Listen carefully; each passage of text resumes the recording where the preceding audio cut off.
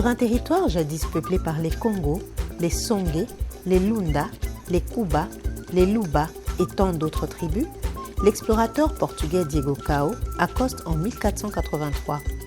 Il sera suivi par Henry Morton Stanley, qui lui travaillera en étroite collaboration avec Léopold II afin de mener des investigations poussées et jouir autant que possible de cet Eldorado avec les autres États occidentaux.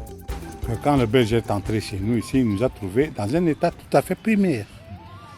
Et c'était à ce moment-là qu'avec l'arrivée des explorateurs comme les Stanley et tout ça, ils avaient pour mission de se faire accepter par la population locale. La population locale fonctionnait dans un conglomérat pas de tribus seulement, mais des royaumes et même d'empires. En fait, les explorateurs, c'est juste pour connaître quelles sont les sources des fleuves, les sources, tout ce qui est comme richesse dans un espace bien déterminé. Et Stanley a fait ce travail-là. C'est un explorateur qui est venu en Afrique. À son retour, le roi s'est intéressé au voyage de Stanley. Et il a des informations de ce qui s'est passé au sein de l'Afrique. C'est ainsi qu'il a pensé qu'il fallait maintenant amener la civilisation au Congo.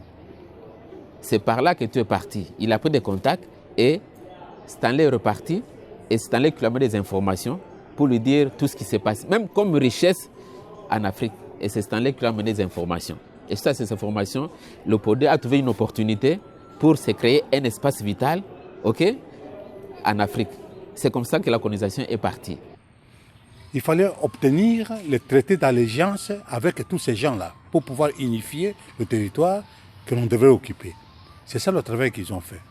Après avoir eu ces éléments, beaucoup de traités d'allégeance, les Stanley ont fait rapport à leurs commanditaires qui, dans le cadre de la conférence internationale pour l'Afrique, a débouché à ce qu'on a appelé la conférence de Berlin, qui a consolidé ou qui a mis en place l'État indépendant du Congo.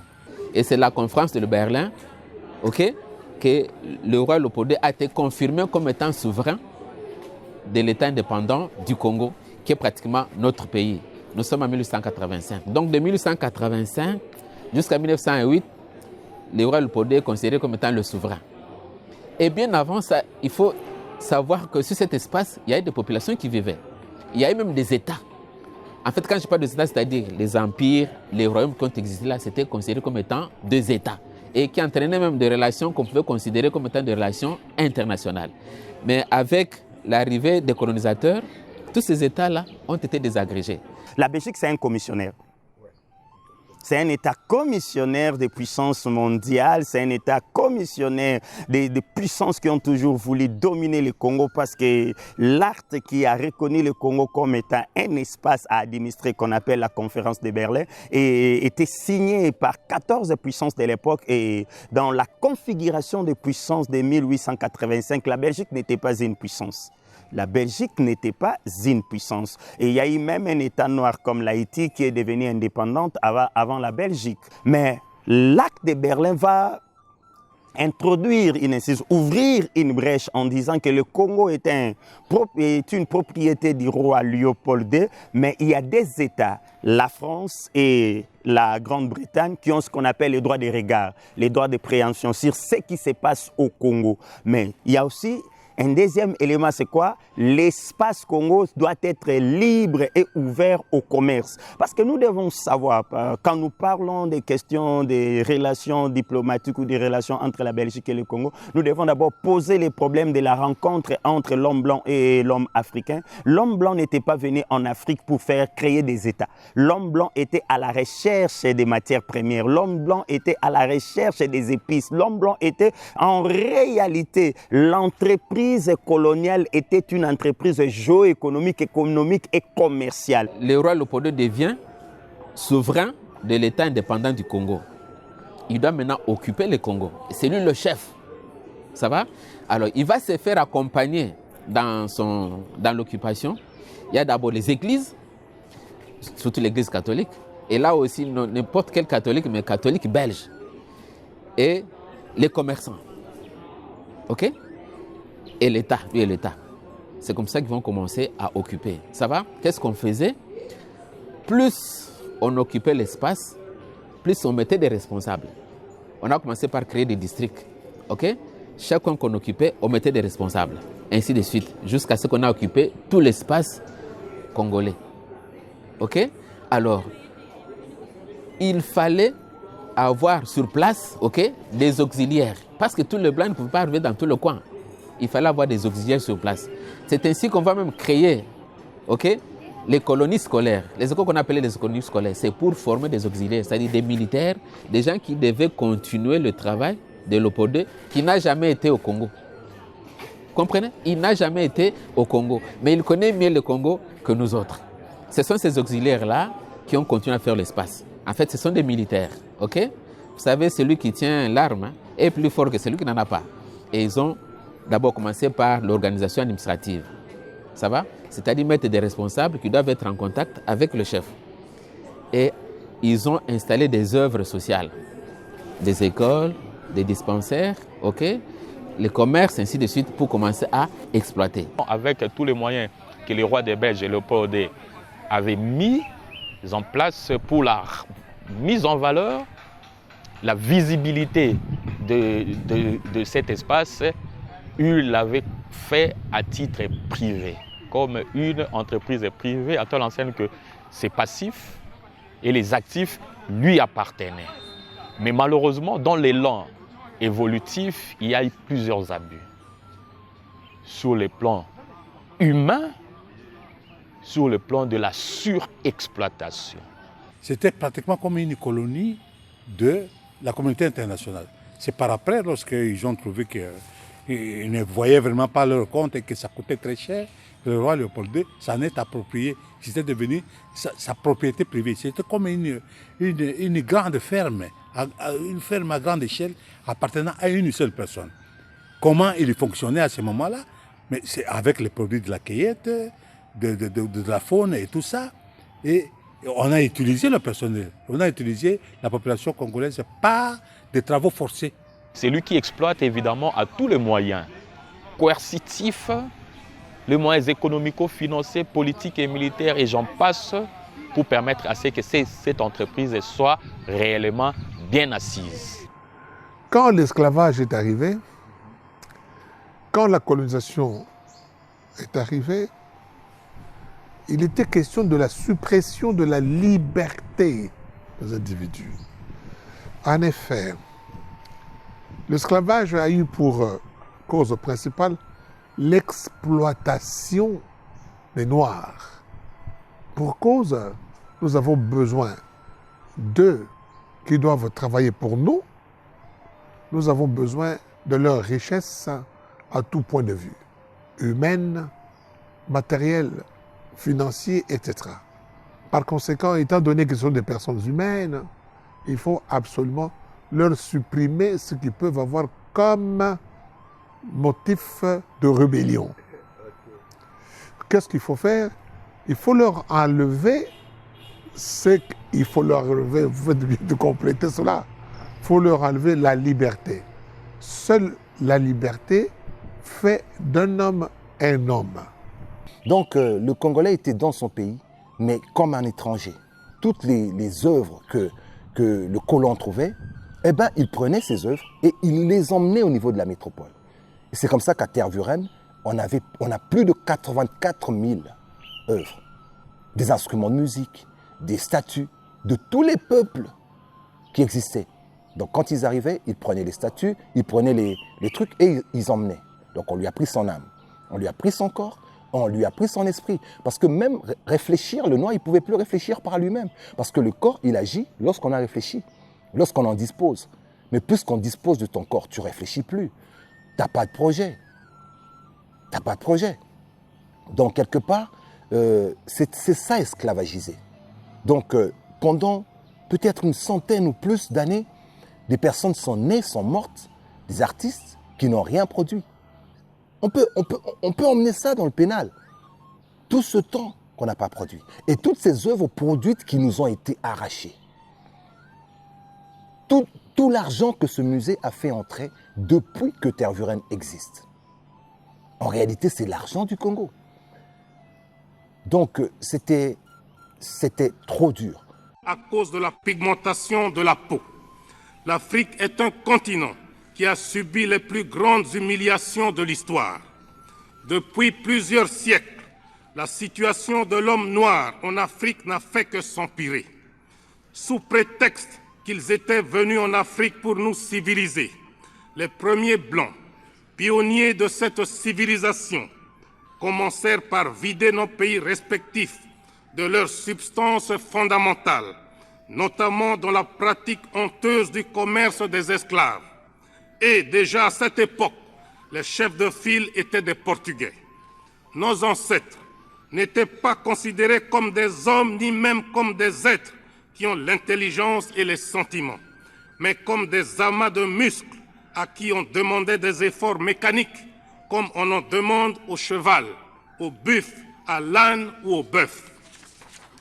L'esclavagisme continuera jusqu'à prendre, au XIXe siècle, des allures d'une véritable catastrophe continentale. Et pour se justifier, ces colonialistes et ces esclavagistes nous opposèrent à nos frères arabes, affirmant leur rôle dans l'esclavagisme. Ils font semblant d'oublier que ces derniers n'étaient que des courtiers et des commissionnaires, car la traite des Noirs était faite au seul profit des Blancs. Les pays colonialistes d'Europe ont d'ailleurs vite compris l'adage qui dit, je cite, « On n'est jamais mieux servi que par soi-même ». Fin de citation. C'est ainsi qu'en 1885, le Noir n'a plus à échapper aux razzias, car il perd tout simplement ses droits, sa patrie et sa liberté. Le processus de déshumanisation commence. Le Noir doit abandonner sa personnalité, ses structures mentales et sociales, en un mot, son authenticité. Quand vous cessez d'être ce que vous êtes, vous devenez rien du tout. Et c'est ça, l'homme blanc savait ça, parce que la colonisation était d'abord une entreprise anthropologique. Il a fallu saper les supports sur lesquels reposait la culture, la tradition, la civilisation africaine pour réussir maintenant à faire de l'homme africain un rien, un vide. La colonisation était une entreprise de néantisation. Il a fallu nous conduire à devenir néants. Et aujourd'hui, lorsqu'on parle des peuples, lorsqu'on parle de l'Afrique, nous sommes dans ce qu'on appelle la géopolitique du non-être. Il y a un professeur de mon université, Kamba Ibouata, a écrit un livre, « Le monde et le non-monde dans la mondialisation ». Et jusqu'à aujourd'hui, nous sommes dans le non-monde. Pourquoi nous sommes dans le non-monde? Parce qu'on nous a obligés de regarder le monde, mais pas avec nos propres lunettes. Quand vous regardez le monde avec les lunettes d'une autre personne, ce ne sont pas vos yeux qui fonctionnent, ce sont ces yeux qui fonctionnent et il va vous imposer sa vision, il va vous imposer sa logique. C'est ça. Et quelle est cette logique? C'est une logique d'imbécilisation collective. L'homme blanc est venu nous rendre imbéciles. De toute façon, esclavagiser, c'est dur.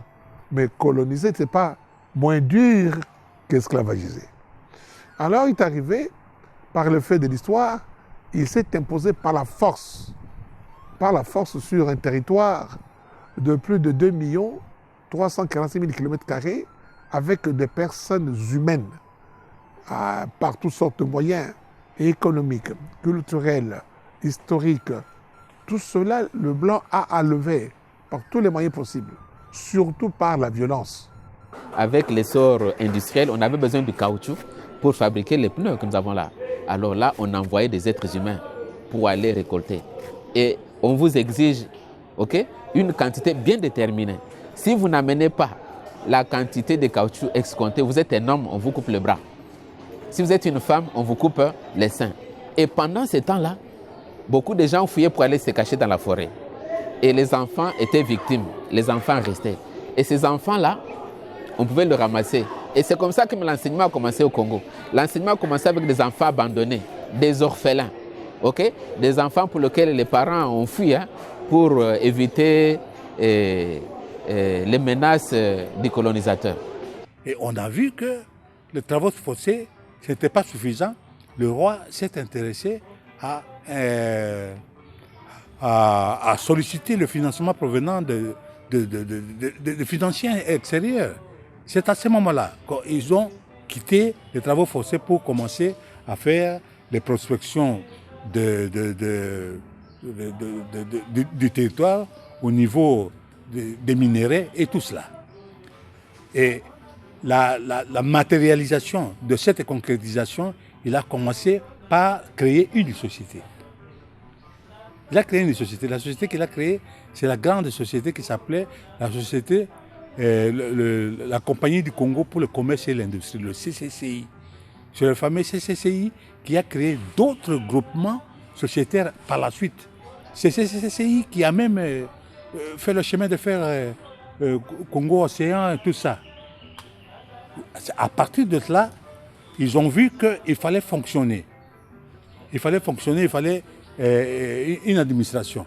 Et ils ont créé les sociétés à charte qui ont remplacé un peu l'État dans ses prérogatives de pouvoir public, comme propriétaires des concessions de terres et tout ça. Ce sont ces sociétés à charte, plus les grandes filiales qu'ils ont créées, qui ont donné naissance aux unités de production que nous avons jusqu'à aujourd'hui.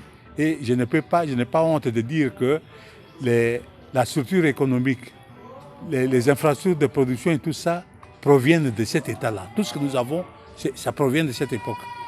Bon, il y a eu quelques aménagements après, mais l'essentiel a commencé à partir de là.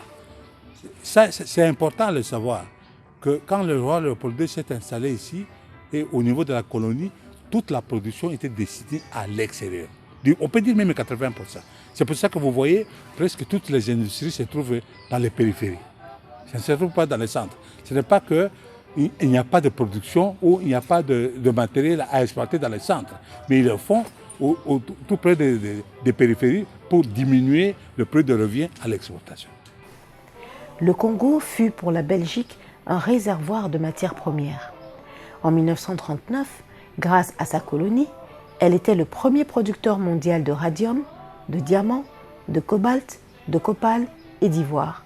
Le deuxième pour les noix palmistes, le troisième pour l'huile de palme, le quatrième pour le cuivre, le sixième pour l'étain et le 13e pour l'or et l'argent. La société métallurgique d'Hoboken du traitement des métaux ferreux fournissait à elle seule du travail à près de 4000 ouvriers belges, tandis que le traitement du diamant employait environ 15 000 ouvriers. 112 000 Européens vivaient au Congo, dont 90 000 Belges. L'exportation des biens et services vers la colonie donnait du travail à 75 000 Belges travaillant en Belgique.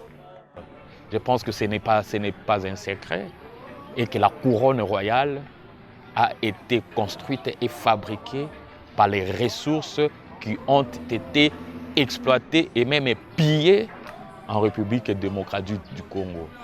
Face à tous les abus, notamment en rapport avec le caoutchouc rouge, le main coupé, un conglomérat, n'est-ce pas, de clergés, notamment allemands, ont mis en place public tous les abus que Léopold II faisait sur l'espace qui lui était conquis. Les premiers à dénoncer, c'est souvent des missionnaires, mais les missionnaires protestants et quelques journalistes aussi. Et il y a même des enquêtes, pour voir si effectivement tout ce qui était dénoncé était la réalité. C'est ce qui a fait que l'État indépendant du Congo va cesser d'être une propriété privée du roi Léopold II et ça va être annexé à la Belgique et ça va devenir Congo belge. À la colonie, on a continué avec l'élan qui a été pris depuis l'État indépendant du Congo et nous nous sommes développés comme on s'est développé. Beaucoup de gens savent très bien qu'à un certain moment, pour plusieurs domaines, nous étions même supérieurs en Afrique du Sud et tout ça. Jusqu'au moment où on est arrivé à l'indépendance. Nous avons dit que pendant l'État indépendant du Congo, c'était l'exploitation de l'homme et du sol. Mais pendant le Congo belge, ça c'est l'exploitation vraiment du sous-sol, de tout ce qu'on a comme richesse dans notre pays. Parce qu'on a tellement beaucoup. Et on a commencé à exploiter. Mais pendant ce temps-là, pour exploiter, il fallait former. Il fallait former les Congolais. Pour les former, il fallait qu'il y ait des écoles. Maintenant, ceux qui vont à l'école là, ils seront éveillés. Comprenez que la colonisation a elle-même créé sa destruction parce que ceux qui vont à l'école, ils sont formés, ils sont éveillés. Si vous nous demandez une interview, il ne faut pas nous demander des histoires superficielles. Nous voulons dire ce que nous pensons. C'est évident que les Blancs vivent en Afrique, ils ne se sont jamais donné la peine de connaître les Noirs. Ils savent pas ce que c'est qu'un Noir. Ils ont jugé sur les différences matérielles. Or, les différences matérielles d'une communauté humaine et d'une autre ne font pas nécessairement la valeur des gens. Je ne crois pas à la supériorité des Blancs. Pour la bien bonne raison que justement, le racisme est une honte. Et ce sont les Blancs qui ont inventé le racisme. Et c'est une honte pour la... Vous croyez qu'il existe ici, le racisme? Ici, à Bruxelles, oui, à l'université, il existe. Et c'est ainsi qu'il va commencer le mouvement de revendication déjà vers les années 1956. Parce que pendant toute la colonisation, c'est-à-dire avant 1956, le Congo était considéré comme étant un pays de silence. Un pays de silence où les gens ne réclament absolument rien, où ils se contentent un peu de tout. Et d'ailleurs, même tout ce qui était décidé pour eux, ils n'étaient même pas associés. Mais à partir de 1956, les Congolais vont faire quoi? Ils vont se réveiller. OK? Ils vont se réveiller pour commencer à réclamer leur indépendance. Et pendant ce temps-là, il y a eu des manifestes. OK? Il y a eu des manifestes, il y a eu des émeutes, il y a eu des troubles.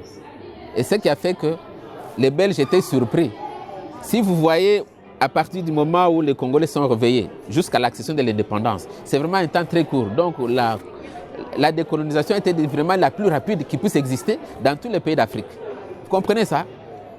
Ce qui fait que, bon, les Congolais, il y a eu d'abord manifeste de la BACO, manifeste de la conscience africaine, OK?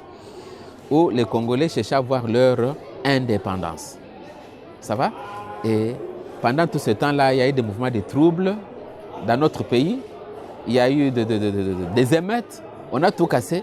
Et les Blancs ont compris que non, en tout cas, il faut aller vite à la proclamation de l'indépendance. Qui donne l'indépendance? Vous voyez? Qui donne? C'est l'exploiteur. C'est celui qui vous a enlevé l'indépendance. Vous comprenez donc le discours du roi Baudouin. La Belgique vous accorde l'indépendance.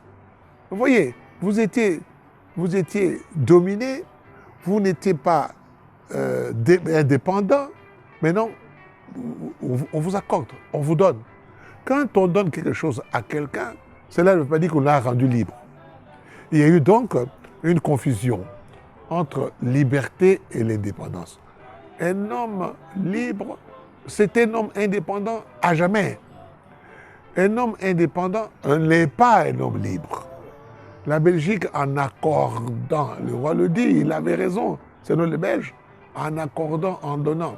Et le président Kassavobo, en répondant, en acceptant, en disant « Sire, avec tous les respects possibles, votre Majesté a daigné nous donner de l'indépendance et nous n'allons pas vous décevoir. » Nous allons... Vous voyez qu'un homme comme Lumumba, qui n'a pas d'obédience, qui petit à petit est rentré dans les lectures marxistes, qui a vu que la France avait échoué au Vietnam, qui a vu les guerres d'Algérie, qui a lu Simon Kimbangu, qui est allé en Afrique du Sud, il peut gober des choses comme ça? Non. Il a pris le papier qu'il avait préparé pendant la nuit, sous les plumes de Moumié et de tous les socialistes français. Il a vu cette histoire, en effet, c'était un grand technocrate. Il a dit non, monsieur le roi, non, monsieur le président, avec tous les respects que je vous dois, vous êtes en train de tromper le peuple congolais. Peuple congolais. On ne nous a pas accordé l'indépendance, on ne nous a pas donné l'indépendance. Non, nous avons revendiqué notre liberté, nous sommes. Vous comprenez? Nous sommes comme ça parce qu'on ne veut pas, on n'a pas voulu et on a tissé. Donc, le plus visible dans cela, quand on parle d'indépendance, on voit du côté surtout matériel, l'économie. Mais le roi, la Belgique, a cancellé le matériel congolais, ce que vous avez appelé le patrimoine. Nos forêts, notre économie, notre sol, notre sous-sol, nos hommes, nos femmes et nos enfants. Vous comprenez? Alors il a lâché, je vous donnerai un livre, si vous voulez vous lirez.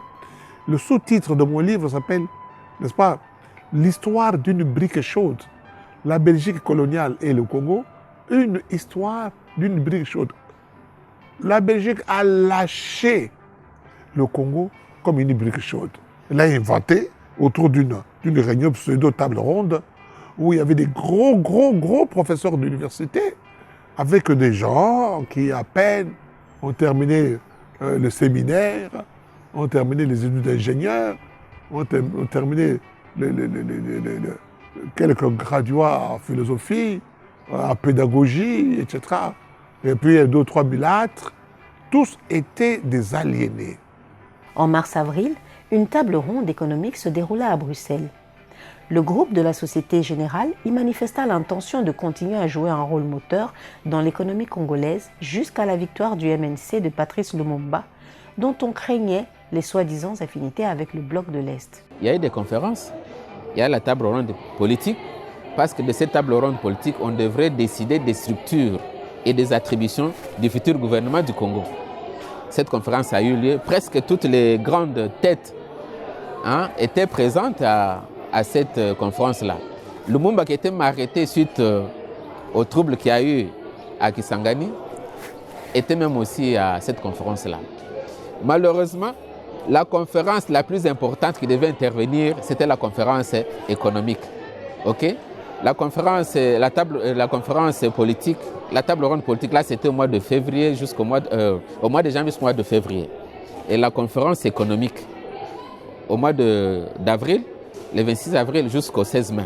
Et c'était la conférence la plus importante parce que c'est vraiment l'économie qui tient la politique. Mais malheureusement, cette conférence-là, il n'y a pas eu vraiment de personnes responsables. Okay? Il n'y a pas eu vraiment de personnes responsables. Tout le monde était déjà en train de faire la campagne, okay? Pour accéder à des postes. Vous connaissez comme ça se fait ici chez nous, parce qu'on devait devenir responsable. Alors que ce qui était important, c'était cette conférence-là. Voilà un peu, d'une manière un peu générale, brossée, okay? Comment la colonisation s'est passée ici chez nous dans notre pays jusqu'à la décolonisation. L'indépendance du Congo constitue l'aboutissement de l'œuvre conçue par le génie du roi Léopold II, entreprise par lui avec un courage tenace et continuée avec persévérance par la Belgique. Elle marque une heure décisive dans les destinées, non seulement du Congo lui-même, mais je n'hésite pas à l'affirmer, de l'Afrique tout entière.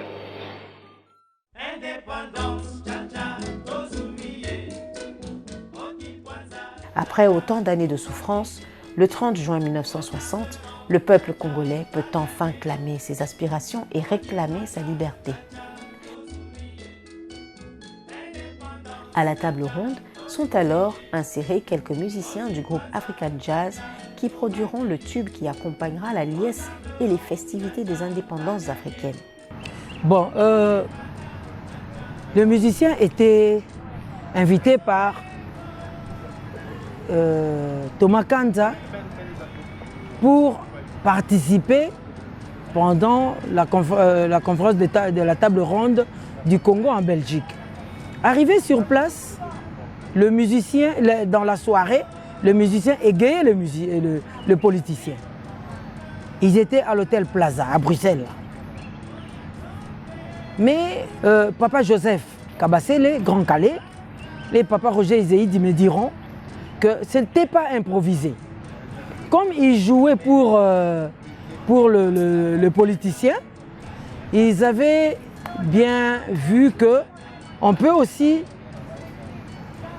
composer 2 chansons pour le politicien et notre pays. Raison pour laquelle Papa Izéidi dira bon, Togoye Kosala, Toimbarata Toubaki donc Tozui. Alors Grand Calais a composé la chanson, bien que initiée par Papa Roger Izéidi. Ils ont composé Table Ronde et Indépendance Chacha pour la circonstance. Bon. Ambiance na biso ezalaki d'abord tokaki que bake ko bonde tumba pour mboka na biso ezwa lipanda. Alors tant Thomas Kanza ye koloba que Pour ça, les gens comment ils ont souvenir, il y a un mouvement OU.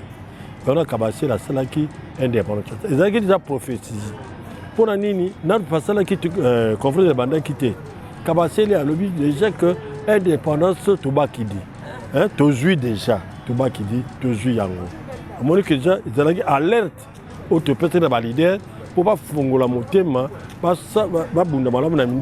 pour te gagner indépendance. Oui, il y avait Papa Daniel Kanza, il y avait Papa Diomi, Papa Joseph Ngalula, il y avait le président Kasavubu, il y avait Papa Essanja, Papa Bolia. Ils étaient tous là des leaders politiques qu'on a cités de nom là. Oui, donc ça a commencé le jour, la veille de l'ouverture de la table ronde. La chanson est composée. On était là, on était dans notre hôtel. Lorsque Thomas Kandé est venu remettre la liste à Kabasele pour qu'il y ait un événement, un souvenir. C'est ça qu'Abatiel a fait l'enregistrement, a composé la chanson Indépendante Tcha-Tcha et table ronde, indépendante, ainsi de suite. Attends, je vous donne la composition de l'équipe.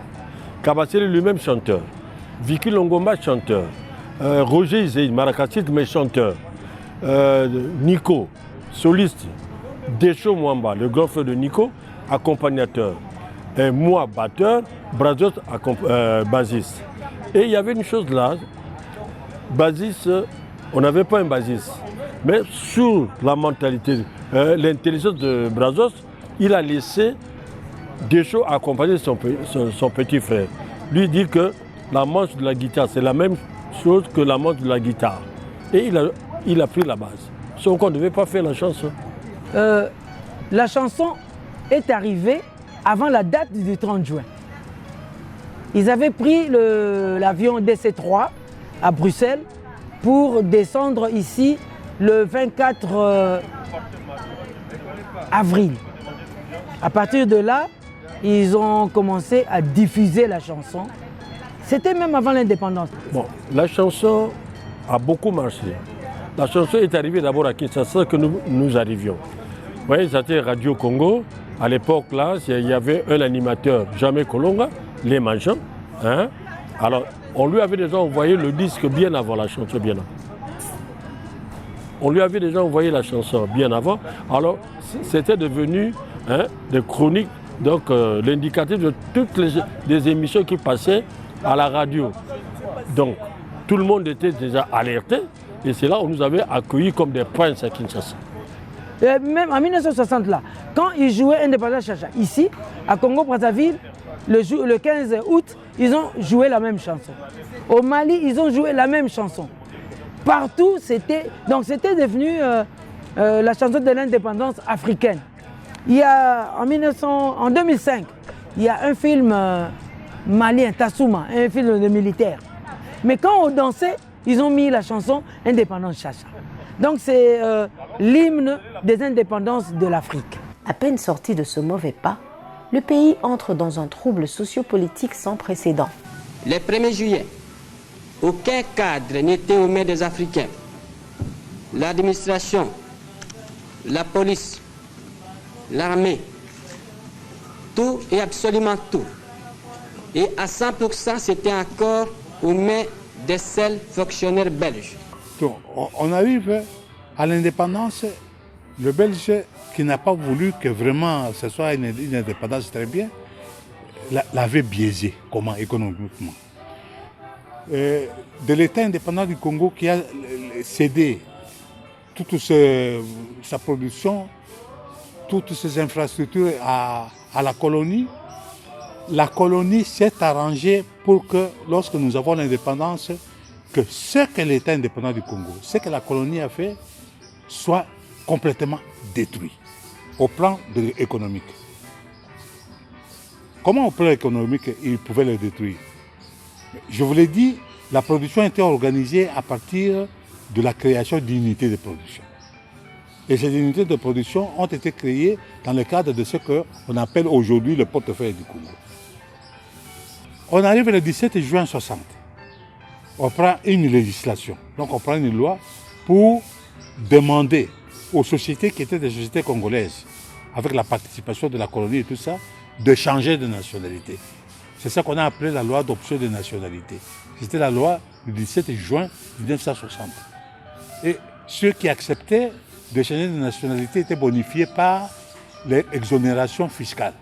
Toutes les sociétés étaient devenues des sociétés de droit belge. Ils ont quitté le droit congolais, ils étaient devenus des droits belges. C'est comme ça que nous sommes arrivés à l'indépendance. Depuis le 17, c'était fini. Et les sociétés à charte dont je vous ai parlé, les sociétés à charte qui étaient des structures de gestion et de coordination des entreprises qui ont été créées par la colonie pour développer le Congo.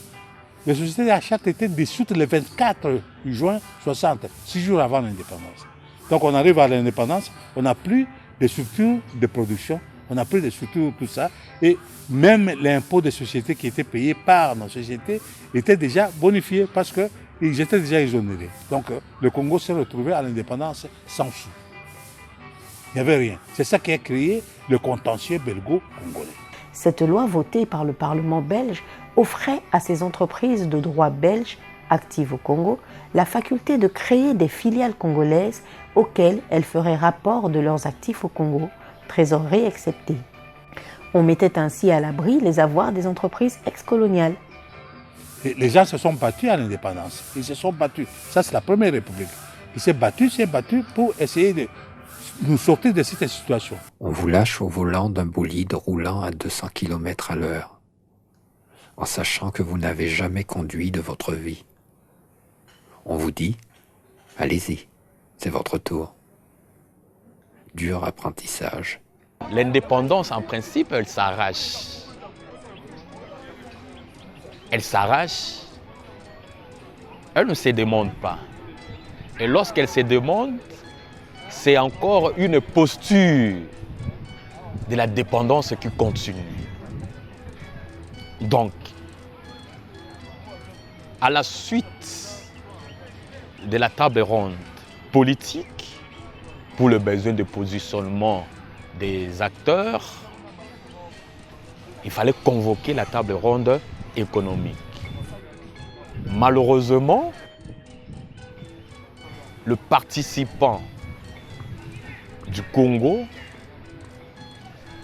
à ces forums, de grande envergure d'ailleurs, n'était pas à mesure de la pointe face à leurs interlocuteurs. Et lorsqu'il y a eu passation de flambeau du Congo belge en République démocratique du Congo, il fallait aussi qu'il y ait une mutation de ce qui constituait le portefeuille de l'État. Le portefeuille de l'État est notamment constitué des différentes unités de production de biens et services dont l'État a besoin pour faire fonctionner les institutions. Vous voyez un peu cette relation qu'il y a.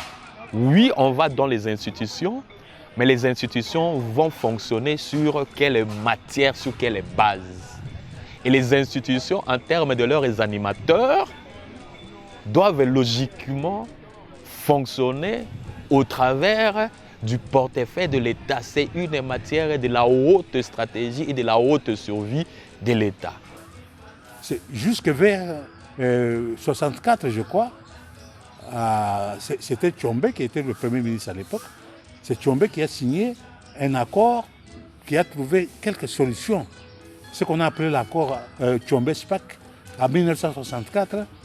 Cet accord-là nous a permis de revenir un peu à la situation de gravité que les Belges ont laissée. On se souvient bien quand Tshombe venait de l'Europe après avoir signé cet accord de Tshombe-SPAC avec sa mallette à la main, la mallette qu'on a appelée portefeuille finalement, il a dit avec l'arrivée du portefeuille, le retour du portefeuille, le Congo est devenu économiquement indépendant. Mais c'était une blague. Peut-être qu'on lui a fait une blague. Ce n'est pas lui qui voulait faire la blague, mais on lui a fait une blague parce qu'on lui a restitué quelques actions, quelques titres de participation de nos sociétés, dans notre société. C'était les sociétés qui appartenaient au Congo, qui ont changé de nationalité le 17 juin Et on nous a retourné quelques titres de participation. Vous êtes actionnaire, vous n'êtes plus propriétaire, ou les sociétés ne sont plus de droit congolais. C'était ça que nous avons eu. Ça a créé un contentieux très important, jusqu'à l'arrivée de Mobutu, qui n'a pas voulu ça.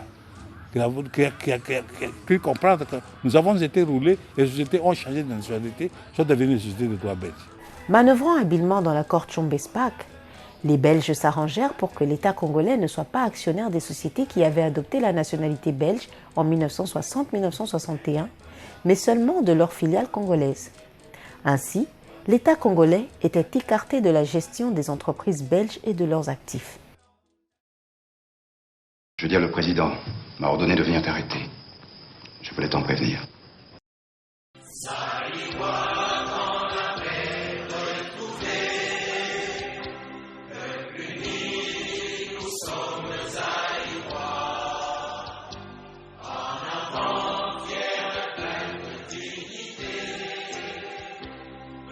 Lumumba est assassiné.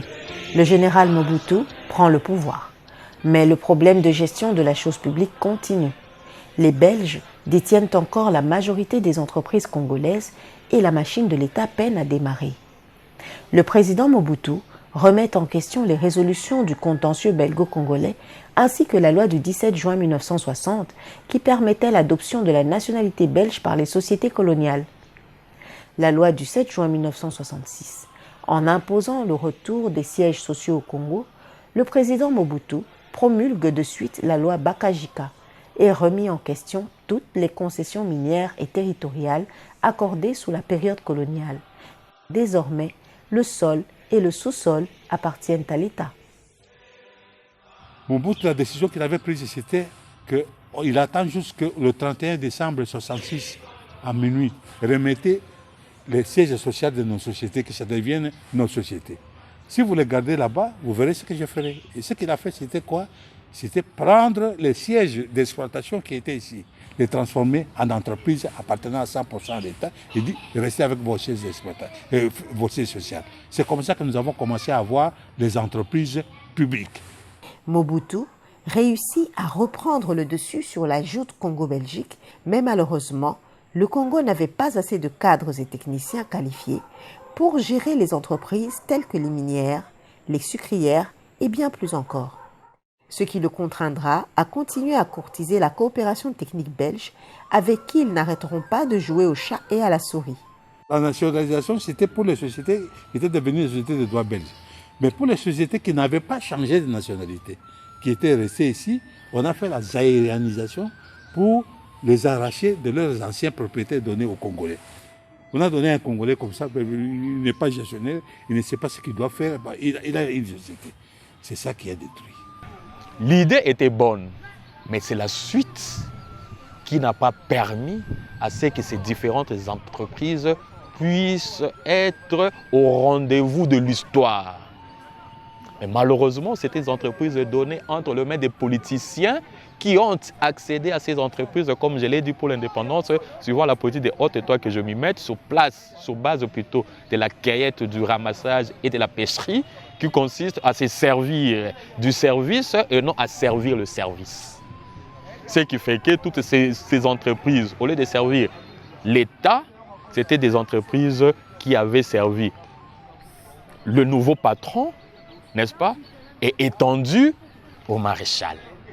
Par ces temps très difficiles que traverse notre pays, la moindre chose ne peut plus être considérée qu'en fonction d'un mouvement global dont l'homme devient de plus en plus responsable.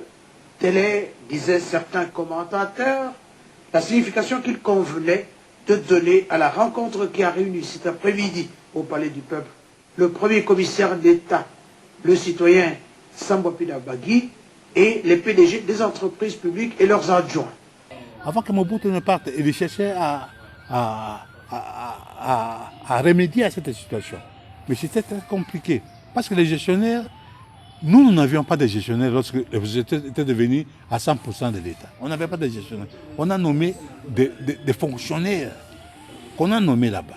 Il y avait certains secrétaires généraux qui étaient devenus des PDG des entreprises. Ils ne connaissaient pas comment gérer. Bon, ils ont commencé à bousiller. Mais il faut reconnaître au maréchal la mise sur pied de grandes entreprises de l'époque. Il y a notamment la Régie des eaux, il y a notamment la Gécamine, il y a notamment la SNEL et bien d'autres. C'était justement pour répondre à ce souci-là du manque et du vide. Mais malheureusement, ces entreprises-là qui ont été zarianisées, ce sont des entreprises, certes, qui ont servi les patrons, mais qui n'ont pas servi l'État dans le sens voulu. Et dans l'évolution des choses, c'est comme ça que je dis, lorsque l'on veut arriver à la gestion des affaires publiques, il faudra avoir un esprit managérial beaucoup plus étendu. Le gestionnaire, lui, cherche la richesse. Il produit pour que la richesse rentre. C'est dans sa richesse-là qu'il paye l'impôt à l'État. Mais le fonctionnaire ne fait pas ça. Le fonctionnaire, lui, c'est l'impôt qu'on a payé là, bon, on a fait le budget, il prend ça, il commence à consommer. C'est ça le problème, qui a mal tourné. Et si vous devez arranger les choses aujourd'hui, il faut l'arranger de ce côté-là. Chercher des gens qui viennent pour produire de la richesse et ils n'ont pas consommé. Les premiers PDG, tout ça qu'on a mis en place, leur problème c'est consommer. Comme leur salaire était petit, c'est un petit salaire hein, que les PDG touchaient. Ils consomment comment? Ils consomment avec d'autres dépenses. Les réunions de conseil d'administration, si une réunion de conseil d'administration doit donner naissance à un jeton de présence, au lieu d'avoir une réunion chaque trimestre, hein, il en a 3 chaque mois. C'est pour augmenter les montants qu'il devrait gagner. Parce qu'effectivement, il ne touchait pas beaucoup d'argent. Et là, je peux vous raconter une histoire. L'argent que les fonctionnaires, que les gestionnaires touchent aujourd'hui, quand l'AFDEL est entrée ici, mais on a arrêté des PDG. Les Tchongol et tout ça là étaient arrêtés. On leur a dit qu'ils touchaient beaucoup d'argent. Mais ce n'est pas leur faute. C'est Mobutu. Mobutu a reçu le professeur Bingoto. Bingoto était PDG de SNEL. Il le reçoit à Badolit pour signer le contrat entre la République du Zaïre à l'époque et l'Afrique du Sud. Dans ce contrat-là, la SNEL devrait toucher 5 millions chaque mois pour la fourniture de l'électricité en Afrique du Sud. Et Mobutu lui demande, petit, yo ozwaka mo boni na moi. Aba na zwaka 1800 $.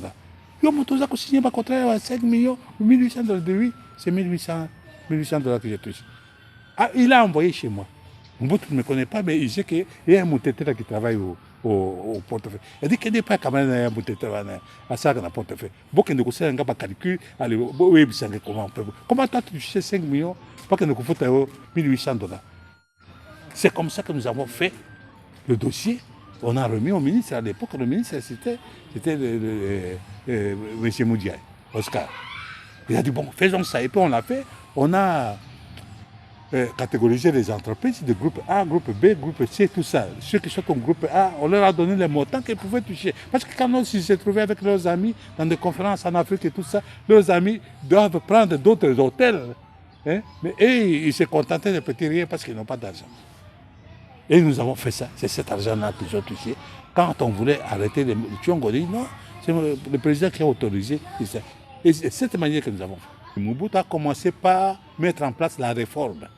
Cette réforme commence depuis cette époque-là, mais c'est avec le président Joseph Kabila que la réforme est arrivée au bout, mais n'est pas encore arrivée au bout, parce que nous sommes encore en train de chercher comment terminer l'opération de la réforme. D'ailleurs, mon dernier ouvrage qui sortait maintenant et qui est intitulé « Le portefeuille de l'État, aspect complémentaire de sa réforme ». Il y a certains éléments qui restent encore à mettre. Si on les met, on va se retrouver dans une position où vraiment nos entreprises sont gérées comme il faut gérer. C'est ça qui manque encore. Donc il n'y a personne qui est arrivé à vous dire que voilà, nous sommes déjà arrivés au bout. Nous sommes en train de chercher. Et nous pensons que ça pourra aller. Après toutes ces péripéties, le Congo sent toujours le poids de cette vieille colonie qui n'a jamais vraiment pu réparer les affres et spoliations lui infligées jadis, mais qui continue d'une manière ou d'une autre à chercher comment lui imposer sa volonté. Que faire pour s'en départir? La décision qui a été prise de rendre les entreprises publiques, donc nationaliser les entreprises, il faut revenir à cela. C'est comme ça que les entreprises publiques sont devenues des sociétés commerciales. Pour être une société commerciale, vous devez avoir des actionnaires qui viennent là-bas, qui peuvent se mettre ensemble avec l'État, ou l'État peut céder carrément et dire voilà, faites-vous, prenez ça vous-même, vous les privez. Mais pour que quelqu'un vienne implanter dans une entreprise, donner de l'argent dans l'entreprise, il faut qu'il soit sûr qu'il aura le gain, hein, qu'il aura le retour. Mais est-ce que les entreprises telles qu'elles sont en train de fonctionner aujourd'hui peuvent donner de l'argent? Non, c'est ça le travail qui devrait être fait. Essayer de mettre les entreprises dans la situation où, avec elles-mêmes, elles peuvent produire des ressources pour faire les investissements. Il y en a qui ont pu réussir. Par exemple, Gécamine a pu obtenir quelques ressources quelque part à chercher d'elle-même, hein, plutôt que d'attendre que l'État lui donne. Il faut quelqu'un qui peut bien conduire, qui peut faire revenir la confiance dans l'entreprise pour que ceux qui veulent entrer, entrent. On vous a désigné gestionnaire dans une entreprise. Et vous oubliez que vous êtes gestionnaire. Gestionnaire, vous êtes pris là par sous forme d'un contrat. C'est un contrat où vous devez prester, donner la contrepartie de votre utilisation, n'est-ce pas? Bon, s'il n'y a pas de justice, vous pouvez faire n'importe tout ce que vous voulez. Mais si la justice, vous aurez peur d'aller prendre de l'argent. Moi, je crois qu'il n'y a rien qui peut se faire s'il n'y a pas de justice. Tout ce que l'homme politique pense, il doit avoir le matelas économico-financier pour l'applicabilité. C'est à ces moments-là que les intelligences sérieuses doivent quitter le rêve pour arriver à matérialiser. Et c'est ce qui peut-être manque dans l'esprit du noir en général, mais parce que nous parlons du Congo en particulier, et c'est ce qui manque. On se sert sans pour autant servir le service. Servir le service, c'est quoi? C'est entretenir l'outil de production. Mais quand l'outil de production n'est pas entretenu, c'est vrai, il va vous servir pendant un temps. Et en vous servant pendant un temps, par certains outils, il y aura des pannes. Et lorsque vous n'arrivez pas à mettre des mécanismes sérieux pour réparer, vous allez plus dépenser qu'avoir de recettes. Et c'est comme ça que je l'ai dit, vous voyez, durant toutes les différentes vagues de la colonisation derrière Léopold et plus tard derrière la Belgique, c'était prendre ici, exploiter ici et investir là-bas. C'est un peu ce que nous avons aussi revu durant le grand règne du maréchal. Et d'ailleurs, on a parlé, ça continue d'ailleurs aujourd'hui, de la bourgeoisie comprador. C'est-à-dire prendre ici, mais pas pour les bénéfices d'ici, mais pour le bénéfice de l'étranger. Et c'est cette question-là qu'il faudra dynamiter. C'est-à-dire qu'il faut vraiment un changement de paradigme afin de quitter une politique prédatrice à la suite de ce que le professeur Mabi a dit, une politique de l'exploitation pour un arrimage à une politique qui doit plus être inclusif. Parce qu'il y a une exclusivité pour les autres et ça casse une inclusivité à l'interne. L'État doit subir une thérapie. Il faut changer les paramètres. Il faut changer les paramètres. Nous ne devons pas empêcher aux autres de venir nous manipuler si nous continuons à être désorganisés. Et aujourd'hui, 63 ans après, il règne un ordre du désordre. Et là où règne l'ordre du désordre, l'ordre ne viendra jamais. Notre problème, c'est qu'on n'avance pas lorsqu'on a peur. J'appelle cela le syndrome de l'imposteur. On n'avance pas quand on a peur. On n'avance pas quand on ne se sent pas capable. Le syndrome de l'imposteur nous amène à douter de nos capacités, à douter de notre propre réflexion, à douter de ce que nous sommes, de nos forces. Et nous pensons que si nous osons faire quelque chose, ils vont nous écraser. Non, ils ne vont pas nous écraser. Ce pays n'appartient pas aux Belges, ce pays n'appartient pas aux Américains, ce pays n'appartient même pas à Dieu. C'est une erreur. Ce pays appartient aux Congolais, il revient aux Congolais de s'assumer comme un peuple. Le peuple qui s'identifie selon le peuple de Dieu est armé. C'est parmi les 10 premières armées au monde. Mais comment nous pouvons nous continuer à croire que ces pays appartiennent à Dieu. Ces pays n'appartiennent pas à Dieu.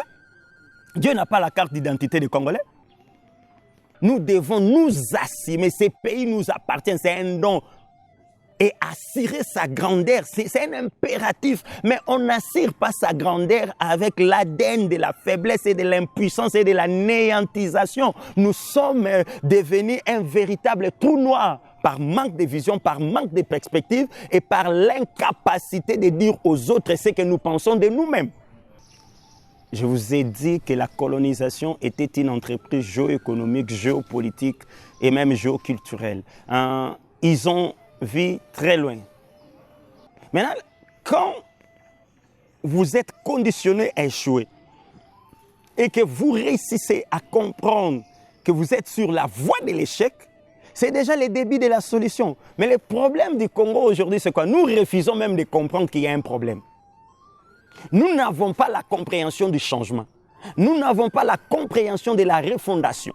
Nous n'avons pas la compréhension qui peut nous amener à sortir du néocolonialisme. Il nous faut une intelligence stratégique pour sortir du néocolonialisme. Or, la sortie du néocolonialisme exige un réformatage.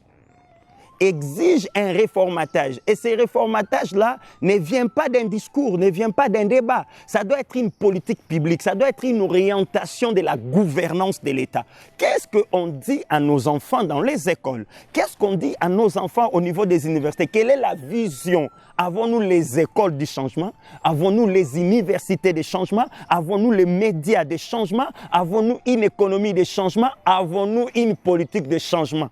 Ce sont les questions qu'on doit se poser parce que la construction étatique tient compte des 5 piliers. Il y a les piliers anthropologiques, les piliers sociologiques, les piliers économiques, les piliers politiques et les piliers démocratiques. Maintenant, quelle est la vision qui coordonne toutes ces choses? C'est ça la différence. Les faibles ont du mal même à copier ce que le fort fait pour qu'il avance. Mais quand tu veux maintenant devenir fort et que tu n'as pas la vision de ta force, copie la vision de celui qui est fort. Vous obtiendrez les mêmes résultats. C'est le cas de la Chine, c'est le cas du Japon. Les développements par adaptation, ils ont adapté les modèles occidentaux et ça avance. Parce que quand on parle même, nous devons reconstruire le Congo. Mais reconstruire le Congo, ce n'est pas construire des routes. Reconstruire le Congo, ce n'est pas construire les hôpitaux. Le problème, on doit d'abord construire les mental de l'homme congolais. Parce que il y a une chose que les politiques ont du mal à dire.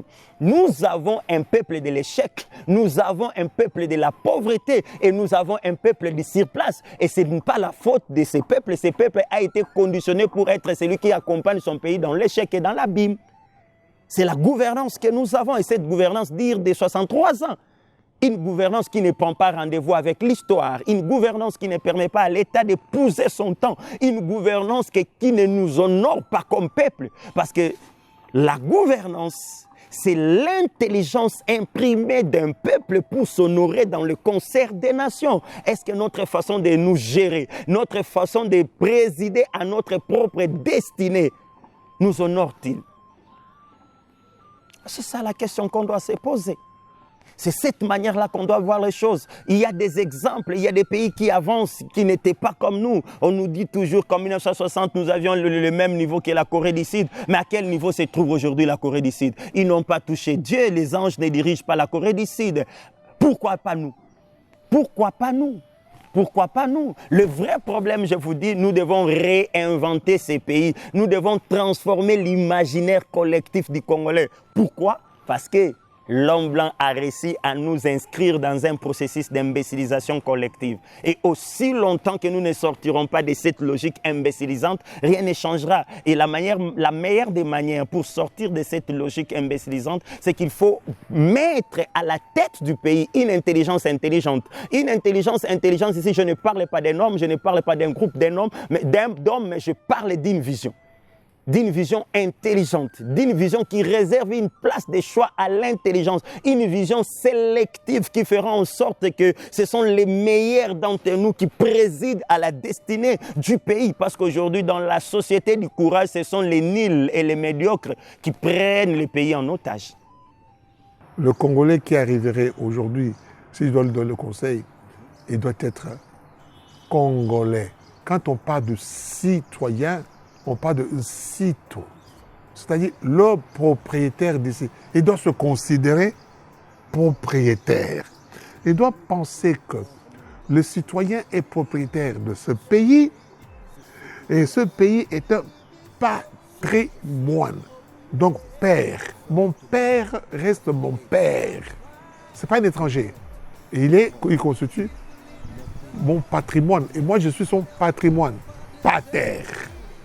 Ma mère à moi, les Bakongos ont des mots extraordinaires là-dessus. Hein? Même déjà, en gros, dans toute l'Afrique, le Mama. Le Mama, c'est Mao. Mao, c'est l'eau. Pour la vie. Vous m'enlevez l'eau, je ne vis plus. Alors, il y a la mère patrie. Toute personne qui viendra chez moi, soit qu'il est hostice, c'est-à-dire hostilité, ou alors il est hospice qui vit avec moi dans l'hospitalité. Les deux mots ont la même origine grecque, vous comprenez? Donc, nous voulons ce conseil-là que je veux donner, nous voulons que les Congolais soient vigilants. Bokebi, Bayeba, avant de dire oui, quand vous vendez notre pays, avant de dire oui à un Tutsi, avant de dire oui à un Libanais, avant de dire oui à un ancien prisonnier chinois, vous devez d'abord dire, est-ce que ce que je fais est bien pour mon peuple? C'est aujourd'hui ton jour, alors étends tes bras, t'as vécu peu d'amour et trop de combats. Embrasse tes fils et dis-leur que ça ira. Enlace tes filles, pense à tes vaillants soldats. Le soleil est là pour éclairer ta foi. Le sommeil est passé, alors réveille-toi. Le sang a coulé, tes filles violées. On t'a immolé, on t'a ignoré. On t'a écrasé mais jamais enterré. On t'a éprouvé mais jamais atterré. Tu brilles encore, mon trésor et ta majesté. Se révigore, ton essor est assuré. À tes beaux jours, mon amour, je vais trinquer. À ta bravoure, mon éloge est adressé. Tu es unique, ton histoire l'a attesté. T'es prolifique, c'est pour ça qu'on t'a détesté. Cachette de l'Afrique, scandale géologique, berceau de sympathie, mon petit paradis. Je suis du Congo, jamais je ne renoncerai. Je suis du Congo, jamais je ne nierai. Je suis du Congo, jamais je ne trahirai. Je suis du Congo, jamais je ne faillerai. Le monde attend de toi mieux que des complaintes. Tu dois trouver ta voie malgré les contraintes. Des héros sont tombés pour y arriver. Le sang de tes enfants ne sera jamais profané. Jésus t'y aidera et qui vivra verra. Comment tu brilleras, autant tu régneras. Avant tout faut bosser sans se coucher. Faut que t'arrêtes de compter sur tes alliés. Regarde tes terres, tes forêts, tes rivières. Prends garde à ta faune, ta flore et ton air. Fais-nous rêver de victoire et d'équité. Fais-nous chanter de joie, de paix et de fierté. Levons ce drapeau au sommet du monde. Congo, mon beau cadeau, je vais te défendre.